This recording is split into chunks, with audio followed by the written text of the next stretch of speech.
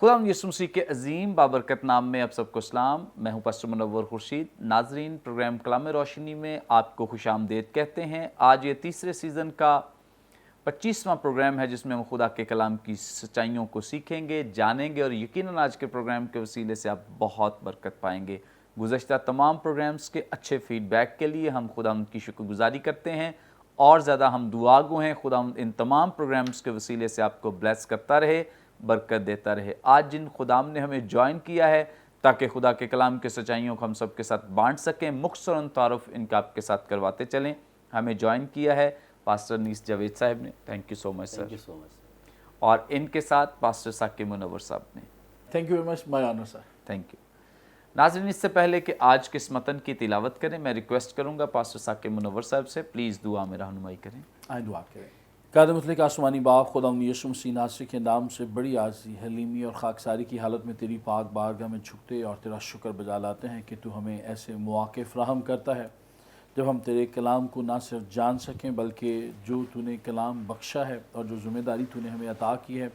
उसे बड़ी दुरुस्तगी के साथ और मतवाज़न अंदाज में तेरे बेटे और बेटियों तक पहुँचा सकें। इस लम्हा जब आए खुदावंद हम कलाम रोशनी के प्रोग्राम के वसीला से और बरकत टीवी के चैनल के ज़रिया से तेरे बेटे और बेटियों तक तेरे कलाम को आए खुदावंद बांटने वाले हैं, तो सबसे पहले हम अपने अज़हान को तेरे हाथों में देते हैं और तेरे बेटे यीशु का लहू अपने ऊपर लेते हैं ताकि हमारे ज़हान पाक हों और हमारी ज़ुबानों पर भी तेरे लहू का पहरा लग जाए, ताकि वही अल्फाज बोलें जो आए खुदावंद आज तेरे बेटे और बेटियों की रूहानी तरक्की का, उनकी फ़लाह का सबब बने और वो और ज़्यादा तेरे नज़दीक आएँ और अमली तौर पर भी आए खुदावंद तेरे नाम को अपनी ज़िंदगी से इज़्ज़त और जलाल दे सकें। सीखने और सिखाने के सारे अमल में तो हम सब की बड़ी हिफाजत और निगहबानी करना, और जिन घरों में और जिन जगहों पर आए खुदावंद आज ये प्रोग्राम देखा जाए, सुना जाए, खुदावंद उन ज़िंदगियों में, उन घरानों में, उन इलाकों में कसरत की बरकत नाजिल करना और तेरे कलाम के वसीला से उनकी ज़िंदगियों में तब्दीली आए। ये सब कुछ तेरे बेटे अपने खुदावंद यीशु का वास्ता देकर मांगते, सो पा लेते हैं, बख्शते। आमीन आमीन। Thank you so much. नाज़रीन, कलाम मुक़द्दस में से अपनी रहनुमाई के लिए हम पढ़ेंगे नए अहद नामे में से मुक़द्दस लूका की मारिफत लिखी गई इंजील, इसका 3 बाब 18वीं आयत से 22वीं आयत तक हम खुदावंद के ज़िंदगी बख्श पाक कलाम की तिलावत करेंगे। खुदावंद के ज़िंदगी बख्श पाक कलाम में यूं मरकूम है, बस वो और बहुत सी नसीहत करके लोगों को खुशखबरी सुनाता रहा, लेकिन चौथाई मुल्क के हाकिम हेरोदीस ने अपने भाई फिलिप्पुस की बीवी हेरोदियास के सबब से और उन सब बुराइयों के बाइस जो हेरोदीस ने की थी यूहन्ना से मलामत उठाकर इन सब से बढ़कर ये भी किया कि उसको कैद में डाला। जब सब लोगों ने बपतिस्मा लिया और यीशु भी बपतिस्मा पाकर दुआ कर रहा था तो ऐसा हुआ कि आसमान खुल गया और रूहुल कुद्स जिस्मानी सूरत में कबूतर की मानिंद उस पर नाजिल हुआ और आसमान से आवाज़ आई कि तू मेरा प्यारा बेटा है, तुझसे मैं खुश हूँ। कलाम मुक़द्दस के पढ़े सुने जाने पे खुदा उनकी बरकत हो, आमीन। नाज़रीन, कलाम मुक़द्दस के इस हिस्से का ताल्लुक़ चूँकि गुज़श्ता एपिसोड के साथ है और मुक़द्दस यूहन्ना इस्तबागी ही यहाँ पे एक दफ़ा फिर हमें खिदमत करते हुए दिखाई दे रहे हैं और बहुत सारी ऐसी बातें हैं जिनका जानना सीखना हमारे लिए अज़ हद ज़रूरी है। पास्टर अनीस साहब से जानेंगे। पास्टर साहब, आप हमारी रहनुमाई फरमाएंगे। 19वीं आयत में ज़िक्र है हेरोदीस, फिलिप्पुस और हेरोदियास, इन 3 नामों के ताल्लुक़ से वजाहत फरमा दें कि ये नाम जो मुक़द्दस लूका ने इस्तेमाल किए हैं किस कॉन्टेक्स्ट में किए गए हैं और क्यों इन नामों का तज़किरा यहाँ पे हमें मिलता है और ये लोग कौन हैं? जी थैंक यू सर। जो मौरख़ीन हैं वो अक्सर जो हुकूमत होती है या वक्त का हाकिम होता है उससे बात को रिलेट करके यूज़ करते हैं ताकि वो संद हो जाए कि ये कब की बात की जा रही है। यूहन्ना भी जब बात कर रहे हैं, क्योंकि यूहन्ना का डायरेक्ट जो कनेक्शन है वो हेरोदीस इंतपास के साथ यहाँ पर जुड़ जाता है, क्योंकि वो बार बार उसके ऊपर उंगली उठा रहे हैं और उसको गलत कह रहे हैं। गो बाकी यहूदी भी इस बात से उससे नाला थे, लेकिन یوحنا استباغی جو ہیں وہ تو ڈائریکٹ اس کے اوپر بات کر رہے تھے، اس لیے اس کو غصہ تھا اور اس نے اس کو قید میں بھی ڈلوا دیا، اور پھر ہیرودیاس اپنے غصے کو نکالتی ہے اور اپنی بیٹی کے وسیلہ سے اس نے یوحنا کا سر قلم کروایا۔ سو ہسٹوریکلی جب ہم ان پرسنالٹیز کو دیکھتے ہیں، ہیرودیس اور فلپس یہ دو بھائی ہیں۔ ہیرودیس اعظم کے 3 بیٹے تھے، جن میں سے ارخلاؤس اور ہیرودیس انتپاس اور پھر ہیرودیس فلپس، یہ 3 تھے۔ اور اگسطس کی حکومت تھی، اس میں ہیرودیس اعظم کی ڈیتھ کے بعد اس نے اپنی 3 حصوں میں اپنی حکومت کو تقسیم کر کے اپنے تینوں بیٹوں کے اندر بانٹ دیا تھا۔ اس لیے جو ہیرودیس ہے یا ہیرودیس انتپاس، اس کو اگر ہم خاص طور پر اس کا نام لے لیں تو ہیرودیس انتپاس اس کا نام بن جاتا ہے، تو یہ گلیل اور پھر اس کے علاوہ پیریا کے علاقے کا حاکم تھا، اور اس کو اس کے باپ نے یہاں پر رکھا، اور پھر اگسطس نے اس کو کنفرم کیا کہ یہ ٹھیک ہے، اگر اس کے باپ نے اس کو رکھا ہے تو ہم اس کو کر دیتے ہیں۔ بے گناہوں کو قتل کرنے والا یہ شخص ہے، اس کی ماں جو ہے وہ سامری عورت تھی، اور پھر جو ہیرودیاس ہے اس کے تعلق سے یہ بھی کہا جاتا ہے کہ یہ رشتے میں یہ ان کی بھتیجی بھی لگتی تھی، اور پھر پہلے فلپس نے اس کے ساتھ شادی کی ہوئی تھی، اور اس سے جب یہ وہاں پر گیا اور ایک مہم کے اندر اس کے ساتھ اس کی ملاقات ہوئی، پھر اس نے اس کے ساتھ شادی کی، اور ہیرودیس نے اپنی پہلی بیوی کو ہیرودیاس کی وجہ سے طلاق دی اور پھر اس کے ساتھ رہنے لگ گیا، اور جو اس کی بیٹی تھی وہ فلپس میں سے تھی۔ سو اس طرح سے ان کا یہ سارا ریلیشن بنتا ہے ہیرودیس کا۔ اور 20ویں سال میں جب تبروس کیسر کی حکومت تھی، اس میں اس کی ڈیتھ ہوتی ہے، اور جوسفس اس کو بیان کرتے ہوئے نظر آتے ہیں۔ سو یسوع مسیح نے اس کے تعلق سے لوکا کی انجیل اس کے 13ویں باب کی 31ویں آیت کے اندر لومبڑی کا لقب بھی استعمال کیا ہے، اس کی مکاری اور اس کی اس طرح کی شخصیت کو مد نظر رکھتے ہوئے۔ پھر یہی وہ ہیرودیس ہے جس نے یسوع مسیح کو پلاطوس کے پاس، جب یسوع مسیح کی عدالت ہو رہی ہے اس رات میں، یسوع مسیح کو پلاطوس کے پاس بھیجا تھا۔ فلپس کے تعلق سے جب دیکھتے ہیں، یہ ہیرودیس اعظم کا بیٹوں میں سے واحد بیٹا کنسیڈر کیا جاتا ہے، جو کسی حد تک فیئر بھی تھا اور منصف بھی تھا، یعنی اس کو باقی دونوں بچوں سے زیادہ اچھا سمجھا جاتا ہے کہ یہ تھوڑا بہتر شخص تھا۔ پھر اگسطس اور پھر تبروس کیسر کی جو امیجز تھے سکے کے اوپر، یہ فرسٹ ٹائم اس شخص نے کندہ کیے تھے، اور اس وجہ سے یہودی اس سے غصے میں تھے، کیونکہ یہودی اس کو بت پرستی کے ساتھ کنسیڈر کرتے تھے۔ پھر اسی شخص نے کیسریا فلپی کو تعمیر کیا، اور کوئی ہرمون کے دامن میں اس کو بنایا گیا، اور اس کا نام تبروس کیسر سے کیسر، اور اپنے نام سے فلپس سے فلپی لے کر اس نے اس کو بنایا اور اس کو رکھا۔ پھر بیت سیدہ جولیس اس نے تعمیر کیا، اور اگسطس کی بیٹی کے نام سے اس نے اس کا نام رکھا۔ سو اس کے ساتھ کافی کنسٹرکشنز کی، یعنی تعمیراتی شخص تھا، اخلاقی لحاظ سے بھی، لوگوں کی فلاح و بہبود کے لحاظ سے بھی یہ باقی دو سے بہتر شخص تھا۔ اور پھر 37 سال حکومت اس نے کی ہے، اور 4 BC سے جب اس کا باپ کی ڈیتھ ہوتی ہے اس وقت سے لے کر 34 AD تک اس کی گورنمنٹ رہی ہے، اور اسی بیت سیدہ سے پھر ہمیں یوحنا اور اندریاس اور پطرس اور فلپس جو یسوع مسیح کا شاگرد ہے وہ بھی سارے ہمیں بعد میں اسی علاقہ سے نظر آتے ہیں۔ سو ہیرودیس اور فلپس اور ہیرودیاس جو ہے وہ اس کی بیوی ہے، اور اس کے بعد پھر اس کے بھائی انتپاس کی بیوی بن گئی۔ سو اس طرح سے یہ سامنے آتے ہیں نام، اس لیے یوحنا استباغی یہاں پر ان کا ذکر کرتے ہوئے نظر آ رہے ہیں۔ تھینک یو سو مچ۔ اور کیا ہی خوبصورت بات ہے کہ بہت دفعہ ہم ناموں کو دیکھ کر آگے گزر جاتے ہیں، کئی نسب نامے ایسے ہیں یا کئی جگہوں پہ ایسے نام لکھے ہوتے ہیں، تو बहुत दफ़ा तो हम प्रोनाउंस नहीं कर पाते या उनका तलफ़ुज़ ठीक तौर से अदा नहीं कर पाते, तो इस तरह से हम उन नामों को छोड़ देते हैं या गुज़र जाते हैं। लेकिन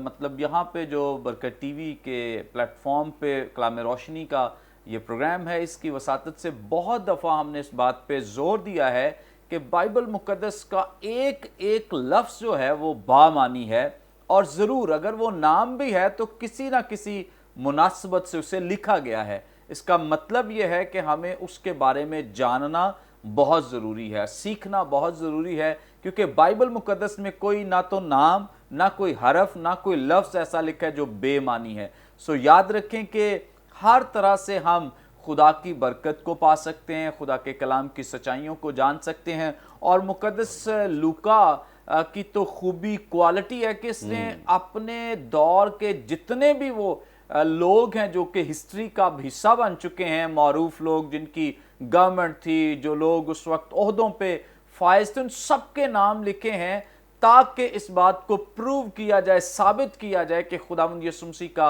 अहद क्या था, उस दौर में कल्चर क्या था, किस तरह लोग बोलते, बात कैसे करते। सो ये सारी चीज़ें मैटर करती हैं। बड़ी अच्छी डिटेल दी है पास्टर अनीस जावेद साहब ने। सो अच्छा है कि अगर आप इन नामों के ताल्लुक से इस डिटेल को सीखें और खुदा के कलाम में बढ़ें, ताकि खुदा का कलाम इसी तौर से हमारे लिए बाबरकत बनता रहे। नामों का होना या नसबनामे का होना, इसको स्किप करना छोड़ दें, बल्कि इस पर गौर करना सीखें और इन नामों की जो ब्लेसिंग और बरकत है उसको लें। बहुत दफ़ा नाम पॉजिटिवली लिखे होते हैं, बहुत ऐसे नाम हैं जो नेगेटिवली भी बयान किए गए, क्योंकि बाइबल मुक़द्दस एक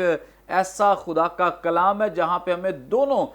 तरह से रहनुमाई मिलती है। बहुत सारे गलत नाम इसलिए दिए गए ताकि हम उनसे इबरत हासिल करें, सीखें कि देखें जिसने गलत काम किया उनका अंजाम क्या हुआ। फिर पॉजिटिवली जिन लोगों का एक कैरेक्टर या नाम बयान किया गया है, इसके पीछे मकसद ये है कि हम उससे एनकरेजमेंट हासिल करें और उससे हमारी हौसला अफजाई हो कि हम इनकी मानंद खुदा की कुर्बत में बढ़ें। तो बहुत दफ़ा बाइबल मुक़द्दस के बारे में सवाल भी उठाया जाता है, जी बाइबल मुक़द्दस में उसका जिक्र किया गया है, उस गलत काम का जिक्र किया गया है, वो गलत चीज़ शामिल की गई है, तो इसलिए ये सब कुछ शामिल हुआ है चूँकि ये हिस्ट्री का हिस्सा है। जो कौमें अपनी तारीख सही नहीं लिखती हैं, उन कौमों का कभी मुस्तकबिल ठीक नहीं हो सकता है। सो बाइबल मुक़द्दस ने इसलिए तारीख की हर बात को कलमबंद किया है ताकि हम इसको देखकर अपना फ्यूचर ठीक कर सकें, अपना मुस्तकबिल ठीक बना सकें। सो अच्छा है कि हम इन नामों के ताल्लुक से और भी जितनी डिटेल्स, कुछ जगहों के नाम हैं उनको भी छोड़ जाते हैं, अच्छा है कि उनके बारे में भी जानें और सीखें। आगे बढ़ेंगे और पास्टर साकिब मुनव्वर साहब से हम रहनुमाई लेंगे। पास्टर साकिब साहब, आप हमारी रहनुमाई फरमाएं। यहाँ पे आगे जिक्र मिलता है कि जो मुक़द्दस यूहन्ना इस्तबागी हैं, इनको कैद में डाल दिया गया। यहाँ पे तो इस जगह पे डिटेल नहीं दी गई है, लेकिन आप हमारी रहनुमाई फरमाएं कि मुक़द्दस यूहन्ना इस्तबागी को किस गुनाह की पादाश में कैद खाने में यहाँ डाला गया है, इसके पीछे क्या वजह थी, क्या रीज़न थी, ताकि नाजरीन तक रहनुमाई पहुँचाई जा सके। और यूहन्ना इस्तबागी जब वो कैद खाने में डाल दिए गए तो क्या जिस काम की वजह से डाले गए थे फिर उन्होंने उस काम से किनारा कशी कर ली या पीछे हट गए, या क्या अंजाम क्या हुआ इसका? बहुत शुक्रिया सर इस खूबसूरत सवाल के लिए। लेकिन उससे पहले कि मैं सवाल की तरफ आऊँ, मैं एक बात का एतराफ़ और इकरार ज़रूर करना चाहूँगा और आपकी बात को सराहना चाहूँगा कि आप जब बोल रहे हैं तो मुक़द्दस यूहन्ना का लफ्ज़ इस्तेमाल कर रहे हैं, मुक़द्दस पालूस या इस तरह आप सब नामों के साथ एक बड़ा अच्छा खूबसूरत जो है लहका जो है इस्तेमाल कर रहे हैं। और इससे मेरे बहुत सारे ऐसे भाई और बहनें जो मसीही ईमानदार हैं या जो मसीही ईमानदार नहीं हैं, उनकी दिल आज़ारी से वो बच रहे हैं। और अच्छी बात है कि हम डायरेक्ट अप्रोच रखते हैं, इसमें कोई हमें मज़ाइका नहीं, हमें शायद साहब के और लाह के लगाने की ज़रूरत नहीं है। लेकिन चूँकि हम किसी के लिए तकलीफ़ का सबब ना ठहरें, हम दूसरों के लिए एक अच्छा और एक मस्बत पैगाम जो है वो शेयर कर सकें, तो मैं इस बात को दिल से कबूल भी करता हूँ, इसको सराहता भी हूँ। और काश के मेरी भी आदत में शामिल हो जाए कि मैं हर एक नाम के साथ इस तरीके से ये लाहका लगा सकूँ और दूसरों के लिए जो सुनने वाले हैं उनके लिए बरकत का बाइस ठहर सकूँ। तो बहुत शुक्रिया इस बात के लिए। दूसरी बात कि यूहन्ना इस्तबागी को کیوں قید میں ڈالا گیا؟ اس کے لیے سادہ سی ایک مثال، سچائی کی ہمیشہ ہی مخالفت کی جاتی ہے، اور جس دور میں ہم رہ رہے ہیں عصر حاضر کی اگر بات کریں تو آج کل بہت سارے خدام پراسپیرٹی گاسپل کی طرف راغب نظر آتے ہیں، اور حتیٰ کہ لوگ بھی پراسپیرٹی گاسپل سننا چاہتے ہیں، یعنی پرکشش انجیل کہ آج اب یسوع مسیح کو قبول کریں، آپ کی ساری فکریں، ساری ٹینشنیں، ساری بیماریاں جاتی رہیں گی، آپ کے دکھ درد جو ہے وہ ایک دم سے ختم ہو جائیں گے، جو کہ بائبل مقدس کی تعلیمات کی بالکل منافی بات ہے، اور اس کی ہمیں درستی کرنی چاہیے تاکہ ہم اسے درست کر کے اصل بائبل مقدس کی اور اصل بائبل مقدس کے پیغام کی طرف راغب ہوں۔ تو سچائی کی مخالفت کی جاتی ہے۔ اسی تناظر میں ایک اور پچھلے دنوں ایک سوشل میڈیا پہ ایک بڑی خوبصورت تصویر تھی اور ساتھ نیچے میسج تھا، اور وہ یہ تھا، 2 کمرے ہاتھ سے بنائے گئے تھے یا 2 دروازے اس پر بنائے گئے تھے، کسی مصور نے اس کو لکھا یا بنایا، تو اس پر ایک طرف لکھا تھا دعائیا کمرہ یا دعا کرنے کی جگہ، اور دوسری طرف لکھا تھا کہ شفا کے لیے یہاں پر تشریف لائیں۔ تو جس طرف دعا والا پہلو تھا اس طرف شاید اکا دکا لوگ ہی تھے، بہت کم لوگ تھے، لیکن جس طرف شفا والا دروازہ لکھا تھا، جس دروازے پر لکھا تھا، اس طرف سینکڑوں کی تعداد میں لوگ تھے، اور ایک لامتناہی لائن تھی یا لوگوں کی تعداد تھی جو یعنی لامتناہی تھی اور نہ ختم ہونے والی تھی۔ تو اسی طریقے سے بات کرنا چاہ رہا ہوں، سچائی کی ہمیشہ سے مخالفت کی جاتی ہے، اور ایک اچھے خادم کی پہچان یہ ہے، گو کسی کو برا لگے، گو کسی کو صحیح لگے، وہ خدا کے کلام پر ثابت قدم رہتا ہے، وہ خدا کو جواب دہ ہے، اور خدا ہی کے حضور رہتے ہوئے وہ سچائی کے ساتھ تعلیم دے گا، چاہے اس کے لیے اسے جتنے مرضی پریشانیوں کا سامنا کیوں نہ کرنا پڑے۔ میرے پاس ایک تحریر ہے پلاٹو کی۔ پلیٹو نے یہ کہا کہ the wise man will always choose to suffer wrong rather than to do wrong۔ ایک اچھا شخص جو دنا ہے وہ ہمیشہ غلط راہ کے چناؤ کے بجائے غلط ذمہ داریاں یا غلط جو اس کا رویہ ہے وہ قبول کرے گا، لیکن غلط راہ کا کبھی چناؤ نہ کرے گا۔ تو یہاں پر یوحنا اصطباغی نے ایک ایسی سچائی جو کہ ہیرودیس سننا نہیں چاہ رہا تھا، اس کا بیٹا سننا نہیں چاہ رہا تھا، اس لیے اس نے اس سچائی کو جب بیان کیا تو اس کے کانوں کو بھلی نہیں لگی، اور اس کے ساتھ ساتھ اس کی بیوی ہیرودیاس کو بھی اچھی نہیں لگی۔ یہ اس کی دوسری تشریح ہے جس کی طرف میں بعد میں آتا ہوں، لیکن اس سے پہلے جوسفس کے نام سے ایک یہودی مورخ ہے، وہ کہتا ہے کہ ہیرود یا ہیرودیس جو تھا اس بات کے لیے بڑا مخالف تھا اور ایک باغیانہ رویہ بھی رکھتا تھا، اور وہ یوحنا اصطباغی کو اس لیے قید میں رکھنا چاہتا تھا یا پکڑوانا چاہتا تھا کیونکہ یوحنا اصطباغی جو تھے اس وقت زیادہ پاپولر ہوتے جا رہے تھے، ان کی تعلیمات کا اثر لوگوں پر اس قدر تھا کہ وہ سوچ بچار کرنے پر مجبور تھے، حتیٰ کہ کچھ لوگ تو یوحنا اصطباغی کو بطور مسیحا بھی قبول کرنے کے لیے تیار تھے، سمجھ رہے تھے، اور پھر جو بات یوحنا اصطباغی اپنے پیغام میں اپنی منادی میں لوگوں کے ساتھ بانٹ رہے تھے، لوگ اسے من و ان قبول کرنے کے لیے تیار تھے، اور یہ اسی منادی اور تعلیم کا اثر تھا کہ وہ بیابان میں کھینچے چلے آ رہے تھے، اور شالیم کے نزدیک جہاں پر یوحنا اصطباغی بپتسمہ دیتا تھا درہ یردن پر، وہاں پر لوگ جوق در جوق آ کر بپتسمہ لے رہے تھے۔ اب اسے خدشہ یہ تھا، پہلی وجہ جو بیان کرنا وہ ہے سیاسی وجہ، اسے خدشہ یہ تھا کہ کہیں یہ میرے متعلق جو بات کی گئی ہے سارے لوگ میرے مخالف نہ ہو جائے اور میری سلطنت جو ہے اس کا شیرازہ نہ بکھر جائے، تو اس کی پہلی وجہ یہ سیاسی تھی۔ لیکن دوسری وجہ جو کہ یہاں پر لوکا کی انجیل کا مورخ جو ہے وہ لکھتا ہے، یا لوکا کی انجیل کا مصنف لکھتا ہے، وہ بڑی گہری اور بڑی پرائیویٹ اور پرسنل ہے، اور وہ یہ ہے کہ اس نے ہیرودیاس جو کہ دراصل اس کے بھائی کی بیوی تھی اور ایک طرح سے اس کے بھتیجی بھی لگتی تھی، یہ اس کا چچا تھا، اس کے ساتھ جب اس نے شادی کی تو یہ کام جو تھا شرعی طور پر دینی اعتبار سے نہایت غلط تھا، ایک مکروہ کام تھا، مکروہ فعل تھا، اور ایسے کام کی واضح سزا تو یہ تھی کہ ایسے شخص کو سنسار کیا جائے جو کسی بھائی کے ساتھ یا کسی اپنے بھائی کی بیوی کے ساتھ مباشرت کرتا ہے یا جنسی تعلقات استوار کرتا ہے، تو یہ ایک مکمل طور پر دینی بھی گناہ تھا جس کے تعلق سے اس نے آگاہ کیا۔ تو یہ 2 اسباب تھے، سیاسی اور مذہبی، جس کی وجہ سے یوحنا اصطباغی کو قید میں رکھا گیا۔ لیکن آپ کے سوال کا جو دوسرا پہلو ہے کہ آیا یوحنا اصطباغی اپنے پیغام پر ڈٹے رہے یا انہوں نے کسی طرح کا سمجھوتا کیا؟ تو اس کا واضح جواب ہے انہوں نے کوئی سمجھوتا نہیں کیا، وہ آخر تک قید میں رہے، اور پھر ایک ऐसी ज़ियाफ़त हुई जिसमें हेरोदियास की बेटी ने डांस करके, नाच करके हाज़रीन को खुश किया, और उससे हेरोदिस भी खुश हुआ। और उसने जब उससे कहा कि जो तू मांगेगी मैं तुझे दूंगा, तो उसने अपनी माँ से मशवरत के बाद यूहन्ना इस्तबागी का सर थाल में मंगवाने को कहा, और वो अपनी बात पर डटे रहे और कायम रहे। अब इन सारी बातों के पीछे एक मकसद भी तो है। हम कोई बात भी करते हैं तो उसका कोई पर्पस है, कोई मकसद है। और बाइबल में अगर ये वाक़या दर्ज है, लूका ने बड़ी तहकीक करके इसे लिखा है और रूह कुदस ने इसे लिखवाया है और लिखने दिया है, तो इसके पीछे मकसद है। और वो मकसद आज मेरे लिए है, आपके लिए है कि हम सच्चाई पर कायम रहें, दुनिया में किसी भी तरह से हम समझौता ना करें। खुदाए रूह कुद्स हर लम्हा बतौर मददगार हमारे साथ है, और हम अपनी नाकामियों में, मायूसियों में, तन्हाइयों में, अंधेरों में, हर तरह की घबराहटों में हमेशा खुदा यीशु मसीह पर तवक्कुल रखें। वो हमारे लिए हर तरह की बुराई को भलाई में बदलने की बड़ी कुदरत रखता है। और वही यीशु जो उस वक्त बहुत सारे लोगों को बचाता था, आज भी वो ज़िंदा, सच्चा और कादिर है। और किसी ने क्या खूब बात कही कि यीशु मसीह ने आखिरी मौज़ा कौन सा किया,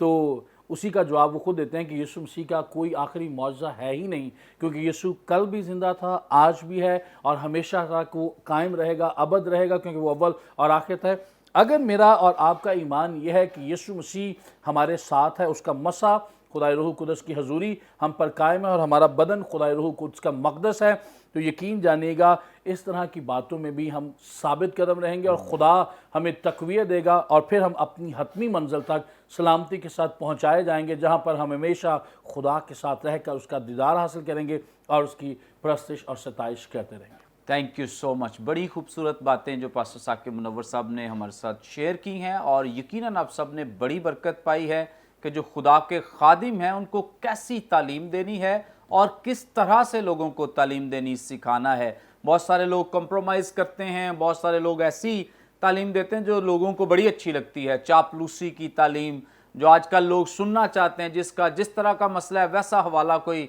निकाल लेंगे। किसी का वीज़ा लगने वाला तो कोई वीज़े वाला ही हवाला उन्हें सुनाएंगे कि आपका वीज़ा लग जाएगा, आपको ये हो जाएगा, वो हो जाएगा। लेकिन खुदा के कलाम की सच्चाई कभी नहीं बताते कि अपनी ज़िंदगी में सबसे पहले खुदा की मर्ज़ी को तलाश करें कि आपका बाहर जाना आपके लिए बाबरकत भी है या नहीं। कई लोग ऐसे चले गए, बाद में नुकसान उठाया, वहाँ पर किराए नहीं थे, लोगों के लिए इतना मुश्किल हो गया कि यहाँ से कर्ज उठाकर लोगों ने अपने रिश्तेदारों को भेजे और वो वहाँ से वापस आए, इसलिए क्योंकि मशवरत नहीं है, इसलिए क्योंकि खुदा की मर्ज़ी को फॉलो नहीं करते हैं। सो हमारे लिए बहुत ज़रूरी है, ख़ास तौर पे जो खादिम हैं, कि वो कलाम दें जो खुदा की मर्ज़ी के मुताबिक है, लोगों की खुशी के लिए, लोगों को पीछे लगाने के लिए, अपनी कलीसिया बढ़ाने के लिए ना ऐसा करें। ना बड़े कलीसिया, कम लोगों के साथ इबादत कर लें, लेकिन कलाम वो सुनाएं जो खुदा की मर्ज़ी के ऐन मुताबिक है, ताकि आप भी खुदा की हुजूरी में चूँकि जवाबदेह हैं,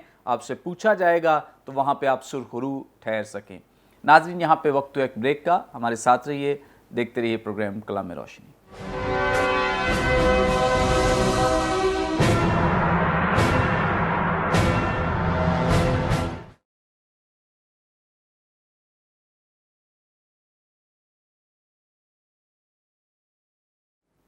वेलकम बैक नाज़रीन, आप देख रहे हैं प्रोग्राम कलाम रोशनी। ब्रेक पर जाने से पहले पास्टर साकिब मुनव्वर साहब बड़ी खूबसूरत बातें खुदा के कलाम में से हमारे साथ शेयर कर रहे थे, और अब आगे बढ़ेंगे और पास्टर अनीस जावेद साहब से जानेंगे।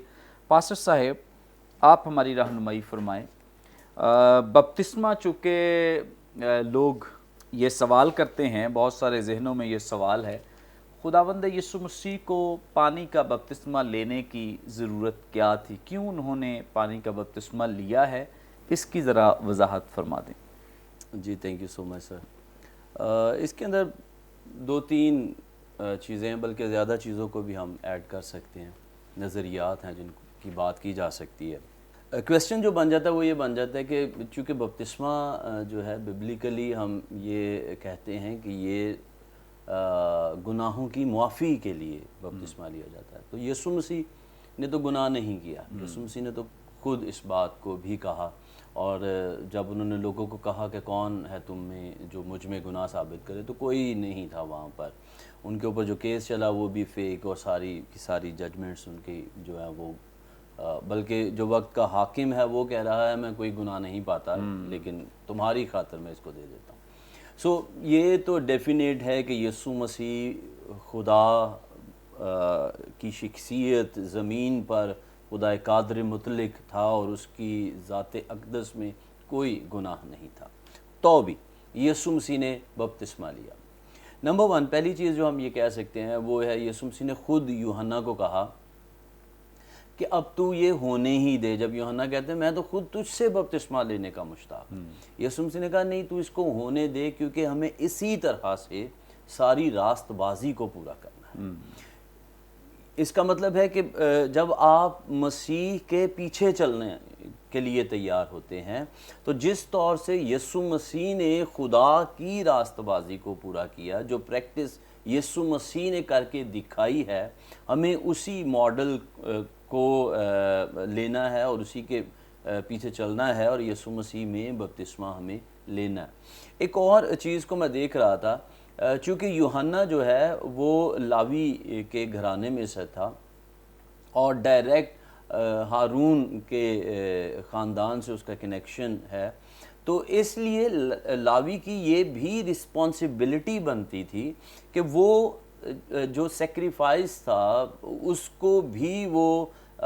تیار کرتا تھا, اس کو قربان ہونے کے لیے اس کی ساری پریپریشن جو تھی وہ اس کی ذمہ داری بنتی تھی. یہی یوحنا ہے جو یسوع مسیح کے لیے اپنے شاگردوں کو کہتے ہیں دیکھو خدا کا برہ جو جہان کے گناہ اٹھا لے جاتا ہے. اب اس برے کی قربان ہونے سے پہلے اس کی تیاری کے لیے بھی یہ ایک پروسیجر تھا جس کو لاوی کے گھرانے میں سے ہوتے ہوئے یوحنا کی رسپانسبلٹی بن گئی کہ وہ اس کو ادا کر سکیں. اس لیے اور بھی اس کے اندر چیزیں ہم ایڈ کر سکتے ہیں. یسوع مسیح کی کامل شخصیت یعنی اس کا انسان ہونے کو بھی یہ پیش کرتا ہے. گو وہ زمین پر کامل خدا ہے, کلمہ مجسم ہوا ہے, لیکن پھر بھی وہ انسان, کامل انسان بھی ہے. کامل انسان ہوتے ہوئے وہ اس سیکرمنٹ کے اندر جو ہے وہ داخل ہوئے ہیں. سو اس لیے میں اس کو کہوں گا کہ یسوع مسیح اس لیے پانی کے بپتسمہ کے اندر گئے, گو کہ یوحنا جو ہیں وہ خود اس بات کے خواہش مند ہیں, لیکن یسوع مسیح نے ان سے بپتسمہ لیا اور خدا کی راست بازی کو زمین پر پورا کیا. تھینک یو سو مچ. بڑی اچھی خوبصورت باتیں ہیں جو مختصراً طور پر ہمارے ساتھ شیئر کی گئی ہیں کہ کیوں خداوند یسوع مسیح نے بپتسمہ لیا. کیونکہ کہا جاتا ہے کہ یہ گناہوں سے معافی کا بپتسمہ ہے, تو پھر یسوع مسیح نے تو چونکہ کوئی گناہ نہیں کیا تو اس کا مطلب یہ ہے کہ یسوع مسیح کو تو بپتسمہ لینا نہیں چاہیے تھا. میں پاسٹر صاحب کی بات کو اور آگے بڑھاتے ہوئے اس بات میں اضافہ کرنا چاہوں گا. جیسے مقدس مرقس بیان کرتے ہیں, اگر ہم دیکھیں 16واں باب اور اس کی 16ویں آیت اگر آپ میرے ساتھ نکالیے تو ضرور ہم اس کو تلاوت کریں اور پڑھیں. یہاں پر لکھا ہے جو ایمان لائے اور بپتسمہ لے وہ نجات پائے گا اور جو ایمان نہ لائے وہ مجرم ٹھہرایا جائے گا. یہاں پہ بڑا واضح کیا گیا ہے کہ جو بپتسمہ ہے یہ ایمانداروں کے لیے ہے, یعنی ایمان لانے کے بعد کا پروسیس ہے. ایمانداروں کا یہ جو گنہگار لوگ ہیں وہ بپتسمہ نہیں لے سکتے ہیں. بپتسمہ صرف ایمانداروں کے لیے ہے جو لوگ خداوند یسوع مسیح کو اپنا شخصی نجات دہندہ قبول کر لیتے ہیں, یعنی ایمان لے آتے ہیں. پہلے ایماندار بننا ہے اور اس کے بعد کا جو پروسیس ہے وہ بپتسمہ ہے. سو بڑا ضروری ہے اس بات کو جاننا, سیکھنا کہ بپتسمہ جو ہے یہ ایمانداروں کے لیے مختص ہے. اس لیے اگر خداوند یسوع مسیح نے بپتسمہ لیا ہے تو بطور ایماندار انہوں نے یہ کام کیا ہے, کیونکہ ان کے لیے چونکہ ان کی زندگی میں کوئی گناہ نہیں ہے اور ہر طرح سے وہ خدا کی راست بازی میں کامل رہے ہیں اور شروع سے آخر تک کامل رہے ہیں اور کسی طرح کی کوئی خطا نہیں کی ہے. جس معاشرے میں وہ زندگی بسر کر رہے تھے, جن لوگوں کے ساتھ رہ رہے تھے, ان لوگوں سے یسوع مسیح نے کہا, ان سے سوال کیا کہ تم میں سے کون مجھ پر گناہ ثابت کر سکتے ہیں. یہ وہ لوگ ہیں جو خداوند یسوع مسیح کو بچپن سے دیکھ رہے ہیں, इसका मतलब ये है कि खुदावंद यीशु मसीह की जो जिंदगी हमारे सामने 30 साल के बाद सामने आती है या 12 साल के पहले वाली, तो दरमियानी हिस्सा भी, चूंकि वो लोग जो यीशु मसीह के इर्द गिर्द रहते थे, उस हिस्से में भी खुदावंद यीशु मसीह ने कोई गुनाह नहीं किया। अगर ऐसा होता तो चूंकि वो मुआशरा या वो लोग अजीज़ो कारब जो यीशु मसीह को बढ़ता हुआ देख रहे हैं और तरक्की करता हुआ देख रहे हैं, वो ज़रूर ही कोई ना कोई उठ खड़ा होता कि मैंने फ़लाँ वक्त में तुझे ये कहते सुना है, मैंने फ़लाँ वक्त में ये कहते हुए सुना है। ऐसा नहीं है कि खुदावंद यीशु मसीह रहते कहीं और हैं तो सवाल किसी और जगह जाके किया है, हरगिज़ नहीं। जिस मुआशरे में जिन लोगों के साथ ज़िंदगी गुजारें उनसे सवाल करें। सो इसका मतलब है कि उनकी ज़िंदगी जो है वो किसी भी तरह से जो गुनाह है उसको लिए हुए नहीं है, बल्कि खुदावंद यीशु मसीह की ज़िंदगी जो है हर तरह के गुनाह से मुबर्रा है। इस एतबार से हम इस बात को वाज़े तौर पे और वसूख के साथ कहते हैं कि खुदावंद यीशु मसीह ने बतौर ईमानदार बपतिस्मा लिया है। जितने लोग बपतिस्मा लेना चाहते हैं और लेते हैं, इन सब के लिए सच्चाई यही है कि पहले ईमान लाना जो है, ईमानदार होना जो है, ये बहुत ज़रूरी है। और जैसे पास्टर अनीस साहब ने बताया कि ये ईमानदारों की एक इनकरेजमेंट है कि सारे ईमानदार बपतिस्मा लें और जो खुदावंद यीशु मसीह ने किया है उस पर अमल पेरा हूं। सो बहुत ज़रूरी है कि ये याद रखें कि जब बपतिस्मे का या पानी का जो बपतिस्मा खुदावंद यीशु मसीह ले रहे हैं, तो ये बात जुड़ी हुई है ईमान के साथ। पहले ईमान है, उसके बाद पानी का बपतिस्मा है। सो कभी भी बगैर ईमान लाए, जैसे हबशी खोजा, जैसे उसको फिलिप्पुस ने आकर कलाम सुनाया और इस बात पर को वाजे किया, तो उसके बाद वो ईमान ले आया और फौरी उसने कहा कि अब मुझे बपतिस्मा लेने से कौन सी चीज़ रोक सकती है। तो उसे भी कहा गया कि अगर तू यीशु मसीह को खुदा का बेटा मानता है या उस पर ईमान लाता है तो तू बपतिस्मा ले सकता है। सो पहले ईमान है और उसके बाद बपतिस्मा। सो बड़ा ही वाज़ेह और क्लियर बात है, किसी तरह से हम कह नहीं सकते जी यीशु मसीह ने तो कोई गुनाह भी नहीं किया था, फिर बपतिस्मा लेने की क्यों ज़रूरत पड़ी। तो इसी हालत में जब ईमानदार आता है, जब वो अपने गुनाहों से छुटकारा पा लेता है, निजात पा लेता है, तो वो शख्स पानी का बपतिस्मा ले सकता है। आगे बढ़ेंगे। मैं आपको इंटरप्ट करूंगा, एक लाइन मैं ऐड करना चाहूँगा। नंबर 1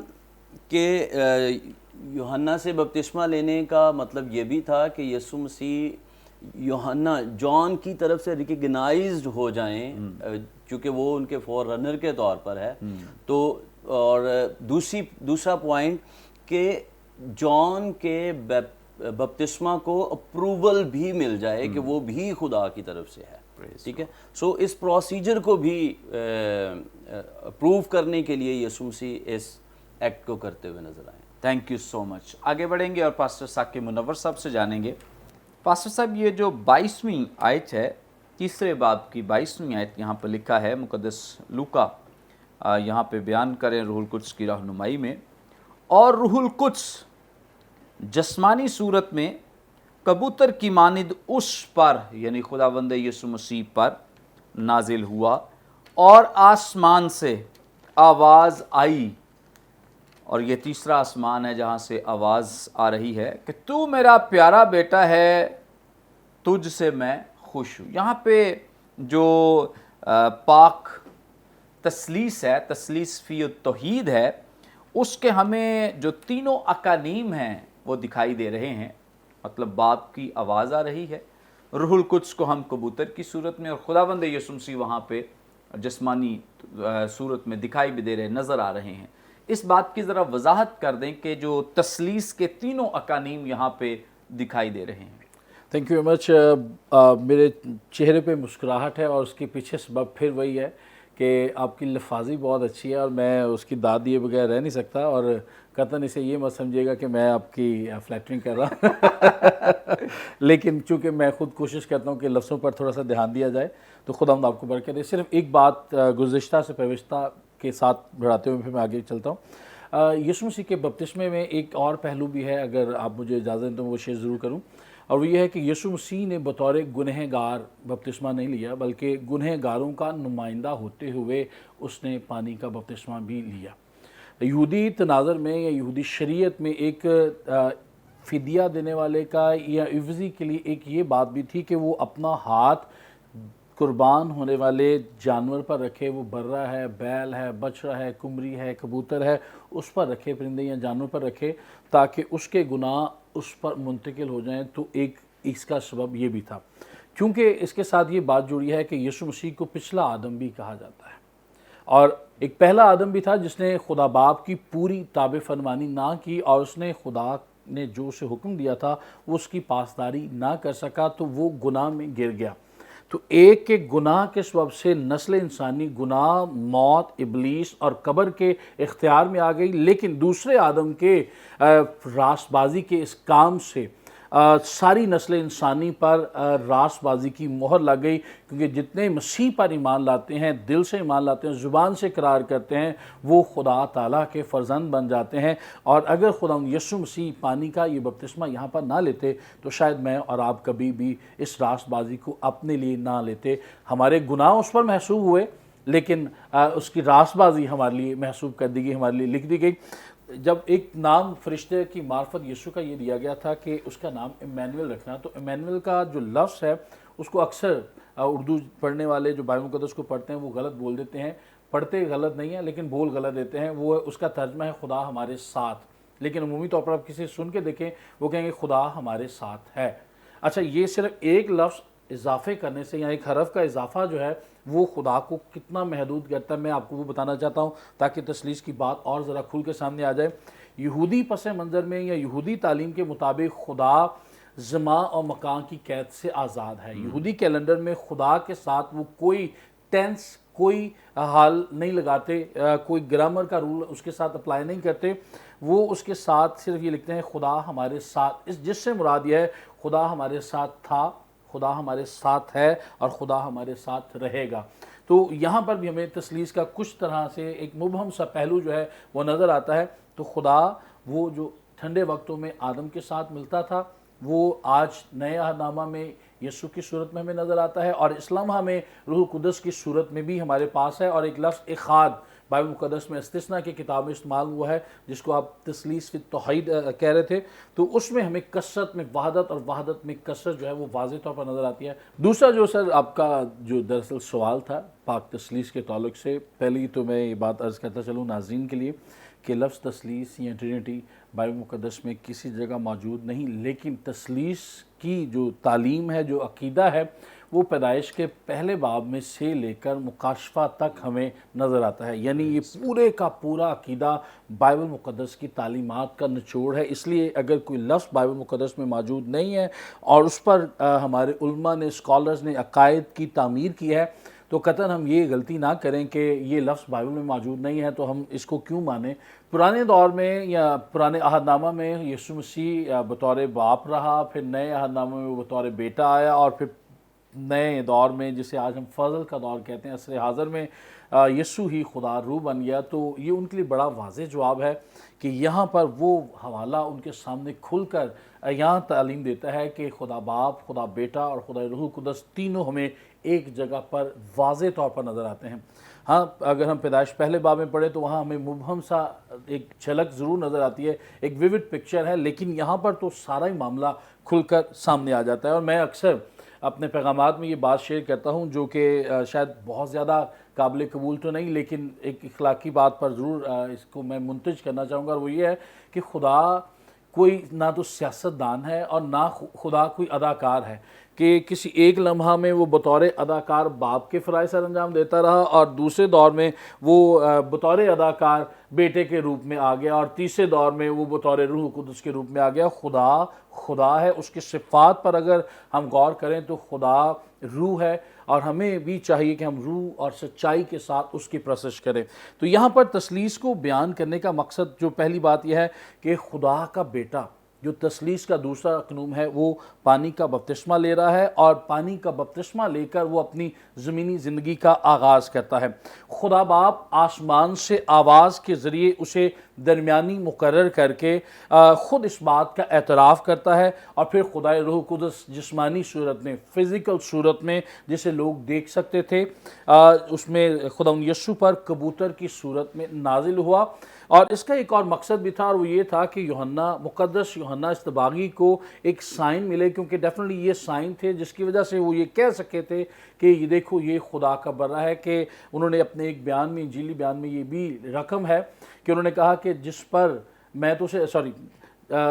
तो उसे जानता ना था, लेकिन खुदा ने मुझे इस तरह से बताया कि जिस पर तो रूहुल कुदस को उतरते और ठहरते देखे वही खुदा का बेटा है, वही मसीह है। तो यहाँ पर वैसे एक तरफ और हम चले जाएंगे, लेकिन वो ये है कि खुदावंद यीशु मसीह ही वो गालिबन पहली शख्सियत है जिन पर ना सिर्फ रूहुल कुदस उतरा बल्कि रूहुल कुदस ठहरा भी। पुराने दौर में अगर देखें तो रूहुल कुदस नाजिल हुआ, चला गया, आया, जुदा हो गया, आता रहा, और किसी एक मखसूस वक्त के लिए लोगों पर, अंबिया पर, काजियों पर, बादशाहों पर नाजिल होता रहा, और वो मकसद पूरा करने के बाद उनसे जुदा हो गया। लेकिन यीशु मसीह नए अहदनामा में, नए फजल के दौर में इस बात के लिए हमें भी तसल्ली दे रहे हैं, उम्मीद दे रहे हैं कि अब के बाद जो खुदावंद यीशु मसीह को अपना निजात दहिंदा और खुदावंद कबूल करेंगे, रूह कुदस ना सिर्फ उन पर उतरेगा बल्कि उनके अंदर सुकूनत करेगा। और यही वादा तो खुदा का था। पुराने अहदनामा में देखें कि मैं तुम्हारा खुदा हूँगा और मेरा खैमा आदमियों के दरमियान होगा। तो जिस्मानी तौर पर जब खुदा का बेटा यीशु मुजस्सम हुआ तो इस तरह से खुदा का खैमा हमारे दरमियान रहा, और फिर रूह कुदस जो अब हमारे बदनों में मौजूद है, जो खुदा का मक़दस है, वहाँ पर रहने के ज़रिए से भी खुदा इस काम को कर रहा है। लेकिन बात यहाँ पर ही ख़त्म नहीं होती कि इसमें हमें सिर्फ तसलीस का पहलू नज़र आता है, बल्कि थोड़ा सा आगे बढ़े तो यहाँ पर खुदा बाप, खुदा बेटे और खुदा रूह कुदस का इकट्ठा होना या इकट्ठे यहाँ पर मुंदरज होना, इनका जिक्र होना इस बात की गमाजी करता है कि बनी नौ इंसान की निजात के लिए और तमाम मखलूक़ात की और कायनात की बहाली के लिए सिर्फ यीशु अकेला काम नहीं कर रहा, बल्कि खुदा बाप, खुदा बेटा और खुदा रूहुल कुदस तीनों हमें यहाँ पर मुश्तरका दिखाई देते हैं, और यीशु मसीह दरमियानी की सूरत में नज़र आता है। इसलिए कोई और दरमियानी हो नहीं सकता। खुदा बाप हमसे मोहब्बत करता है, और इस वजह से मोहब्बत नहीं करता कि यीशु मसीह ने हमारी खातिर जान दी। खुदा बाप हमसे उससे पहले ही मोहब्बत करता है। इसलिए यूहन्ना की इंजील 3 बाब की अगर 16वीं आयत का मुताला करें तो हम पर यह बात और ज़्यादा वाज़ेह हो जाएगी कि खुदा ने हम पर उस वक्त मोहब्बत की या मोहब्बत का इजहार किया जब हम ऐन गुनहगार थे, और फिर उसने अपने बेटे यीशु को भेजा क्योंकि वो मुझसे और आपसे मोहब्बत करता है। उसके बेटे ने रज़ा कराना तौर पर अपनी मर्ज़ी से इस कुर्बानी को या मसलूब होने को कबूल किया, और फिर कुर्बानी के लिए अपने आप को पेश किया, और फिर उसकी कुर्बानी के बाद अब हम दरमियान में जो रुकावटें थीं, वो जो पर्दा था वो चाक हो गया। अब हम बराह रास्त खुदा को अब्बा, अहबाब कहकर पुकार सकते हैं। तो मैं यहाँ पर बड़ी आज़ी के साथ अर्ज़ करना चाहूँगा उन भाइयों बहनों से जो ये कहते हैं कि यीशु मसीह खुदा बाप था, यीशु मसीह ही खुदा है और यीशु मसीह रूह कुदस है, उनसे। और फिर दूसरे वो जो आज जो एक गलत तालीम बहुत ज़्यादा मैं देखता हूँ, अक्सर गाँव में देहातों में जाने का इत्फाक होता है, तो वो कहते हैं जी यीशु बाप हमारे लिए सब कुछ करेगा। तो यीशु बाप नहीं है, यीशु बेटा है, और यीशु के ऊपर ईमान लाने से, यीशु के फिदिये और उसकी मसलूबियत पर ईमान लाने से मैं और आप यीशु मसीह के भाई बन जाते हैं। इसलिए उसके शागिर्दों ने जब कहा कि हमें दुआ करना सिखा, तो उसने ये नहीं कहा कि ऐ मेरे बाप, उसने कहा ऐ हमारे बाप, यानी जो उस पर ईमान लाते हैं खुदा उनका भी बाप है, यीशु का भी बाप है। तो इस तरह यीशु हमारा भाई है,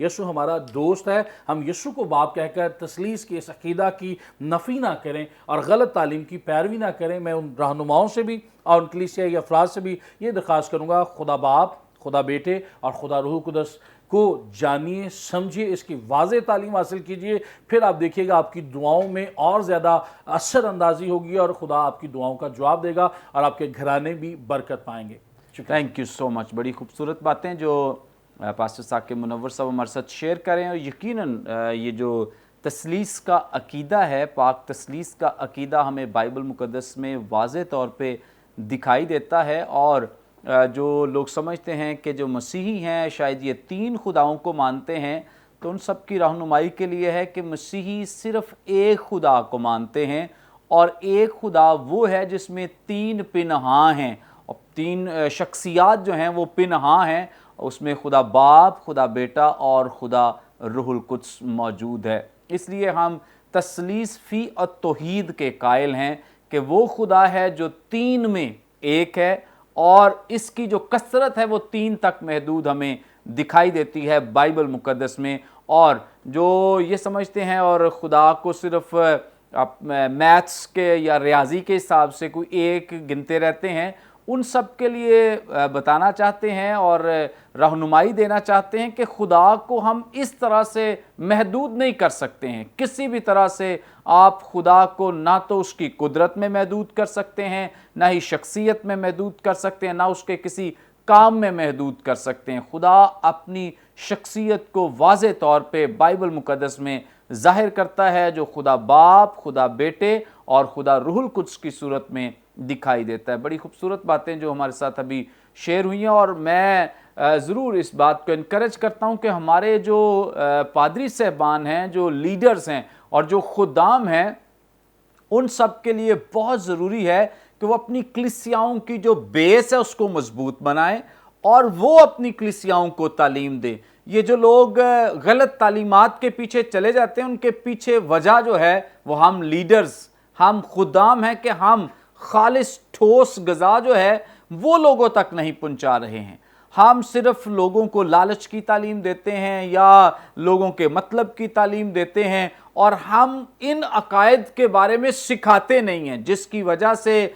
کوئی اور آتا ہے اور وہ کوئی غلط تعلیم دے کر لوگوں کو اپنے پیچھے لگا لیتا ہے۔ سو اچھا ہے کہ جو پادری صاحبان ہیں، جو لیڈرز ہیں، جو ٹیچرز ہیں، بائبل ٹیچرز جو ہیں، وہ لوگوں کو ٹیچ کریں، حقیقی جو خالص ساری زندگی دودھ نہ پلاتے رہیں۔ اب وقت ہے کہ انہیں ٹھوس غذا دی جائے تاکہ لوگ جو ہیں مضبوط بنیں۔ آپ جب اس طرح سے اپنے لوگوں کو مضبوط بنائیں گے تو کوئی گمراہ نہیں ہوگا، کسی بھی تعلیم کے پیچھے نہیں جائے گا۔ تعلیمات کے پیچھے اسی لیے جاتے ہیں کیونکہ ہم نہیں سکھاتے اپنے چرچز میں۔ ان تمام پوائنٹس کو، جو ڈاکٹرائن ہے، جو تھیولوجی ہے بائبل مقدس کی، یہ اپنی کلیسیا تک پہنچائیں تاکہ لوگوں کو اپنے عقائد کا پتہ ہو، اور پھر وہ دوسرے اگر لوگ ان سے بات کریں بھی یا جو فرقہ واریت کو ہوا دیتے ہیں، ان سے ان کے پاس بات کرنے کا کوئی جواز موجود ہو، وہ انہیں بتا سکیں کہ بائبل مقدس کی تعلیم جو ہے وہ کیا ہے۔ ناظرین، یقیناً آج کے پروگرام کے وسیلے سے آپ نے بہت برکت پائی ہے۔